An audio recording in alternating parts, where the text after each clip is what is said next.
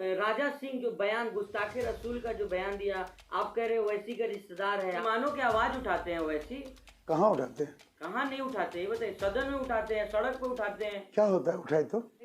आपसे लोग सवाल लगातार कर रहे हैं कि आप खुद दाढ़ी टोपी वाले हैं। सिंह जो बयान गुस्ताखे रसूल का जो बयान दिया, आप कह रहे हो वैसी का रिश्तेदार है।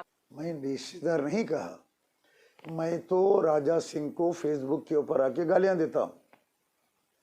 जब वो अवैसी के बारे में बोलता है तो मुझे भी गुस्सा आता है, मैं आके उसका जवाब देता हूँ। अवैसी नहीं देता उसका जवाब, मैं देता हूँ।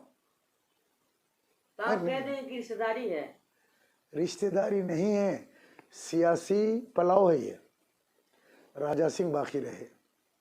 इन लोगों ने हमेशा 40 साल 50 साल से एक ऐसे नेता को रखा सामने, जैसे एक था नरेंद्र, दूसरा था बदमबाल रेड्डी, तीसरा था किशन रेड्डी। ऐसे कोई ना कोई एक हिंदुत्व लीडर को मुसलमानों के खिलाफ में रखा है, पाला है उसको, ताकि इनकी राजनीति चलती रहे। चाचा, जिस तरह से आपकी वीडियो काफी वायरल हो रही, कहा जा रहा है कि आप जो है दाढ़ी टोपी वाले असदुद्दीन ओवैसी पर पूरा इल्जाम लगा रहे हैं, पूरे मुसलमान आपसे सवाल कर रहे हैं कि इतने ईमानदार नेता जो मुसलमानों के लिए आवाज उठाता है, उस पर आप ऐसे सवाल कर रहे हैं कि वो भाजपा से मिला हुआ, टी राजा से मिला हुआ है। क्या दाढ़ी टोपी पहनने वाला बेईमान नहीं हो सकता?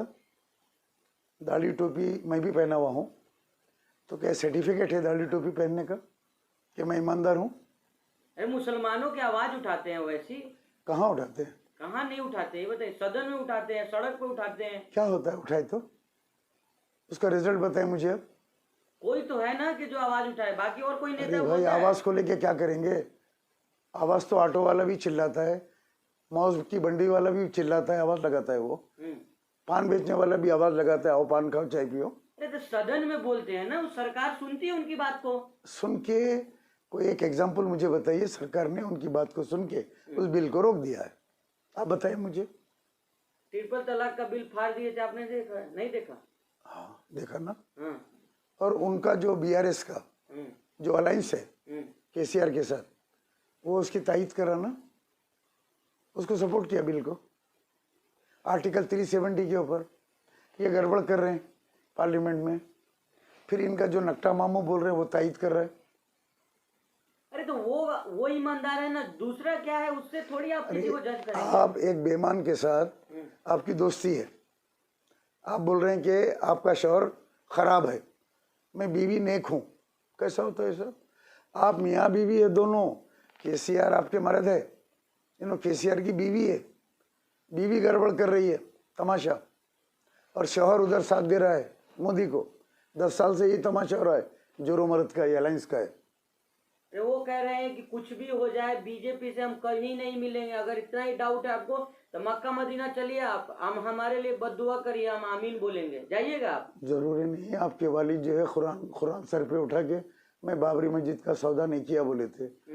आप मक्के मदीने में भी खड़े के बोल सकते हैं कि जो है मैं बीजेपी से जो है अलायंस नहीं किया।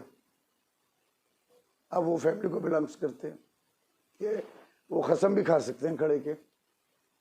कोई मुसलमान मक्का में जाकर कसम खा लेगा, गलत कसम खा लेगा? खाएगा, वो क्यों खाएगा? पॉलिटिक्स के लिए। उसके बाद उसका कुफ्फार अदा करेगा, 100-200 बकरे काट देगा। कोई मुफ्ती से पूछेगा मैं ऐसा कसम खाया था, उसका जवाब क्या है, तो बोलेंगे ऐसा कर लो। इतने मुसलमान जो भरोसा कर रहे हैं, ऐसे ही कर रहे हैं उनके ऊपर। मुसलमान जज्बाती होता है, जब आप कुछ चीज़ दिखाते हैं उसको बोलता है वाह।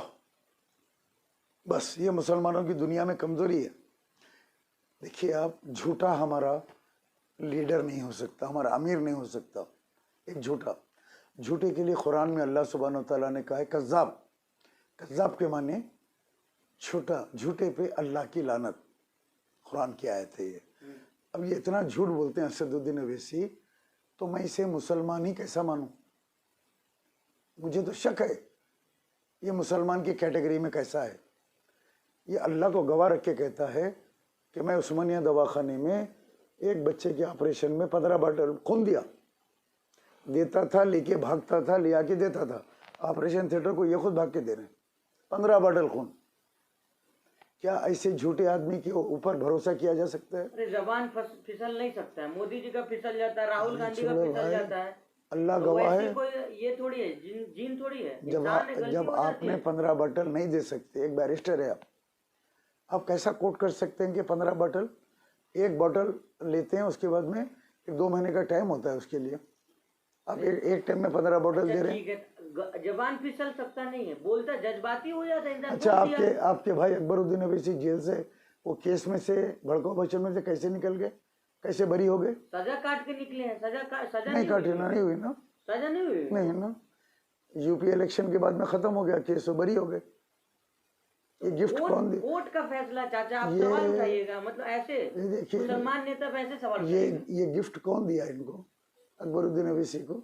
आजम खान जेल में चले गए, अकबरुद्दीन अवैसी बाहर है, कौन बचा है इनको? क्या चाह रहे हैं, सारे मुसलमान नेता जेल में रहे? ये बच कैसा गए? किसने?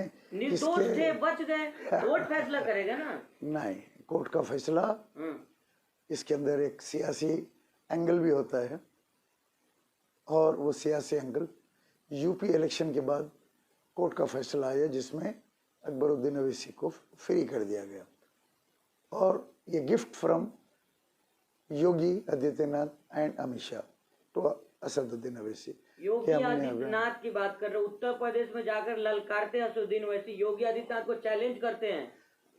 तो जाके योगी आदित्यनाथ के खिलाफ लड़े या मुस्लिम एरिया में लड़े? 100 सीटों पर लड़े चुनाव, सारे एरिया में लड़े। बीजेपी से लड़े या मुस्लिम एरिया में लड़े? बीजेपी भी चुनाव लड़ रही थी वहां पे, सब जगह। बीजेपी तो लड़ रही थी, ये किन क्षेत्रों में लड़े? सब जगह लड़े, 100 सीटों पर लड़े। ये लड़े हैं समाजवादी पार्टी और कांग्रेस के क्षेत्रों में, जहाँ पे मुसलमान हैं। नहीं, सब जगह लड़े हैं। नहीं, हिंदू एरिया में ये नहीं लड़े। कहाँ नहीं लड़े? फिरोजाबाद में लड़े, आजमगढ़ में लड़े, कहाँ नहीं लड़े? जहाँ मुसलमान हैं वहाँ जाके लड़े। जहाँ मुसलमान सांसद हैं उनको हरा दिया, बीजेपी को जिता दिया वोट काट के, इसीलिए तो उनको वोट कटवा कहते हैं। अच्छा चलो 100 सीट पे लड़े, अभी तेलंगाना में क्यों नहीं लड़ रहे हैं 100 सीट पे? एटलीस्ट 50 पे तो लड़ना था, जो ऐलान किए थे 40 to 50 सीट पे हम लड़ने वाले बुलेन के भाई असेंबली में। क्यों नहीं लड़े यहाँ पे जहाँ आपका बेस है? तेलंगाना आपका बेस है 60 साल से, यहाँ नहीं लड़ रहे हैं आप। अच्छा, आप अजहरुद्दीन के खिलाफ कैंडिडेट क्यों डाले?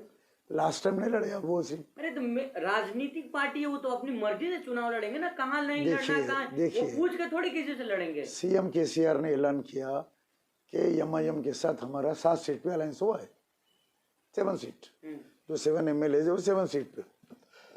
उसके बाद में बीआरएस के 2 कैंडिडेट को जिताने के लिए 2 कैंडिडेट को 2 एरिया में डाला गया एमआईएम के, वहाँ मुस्लिम वोट कट करेंगे तो टीआरएस वाला निकलेगा।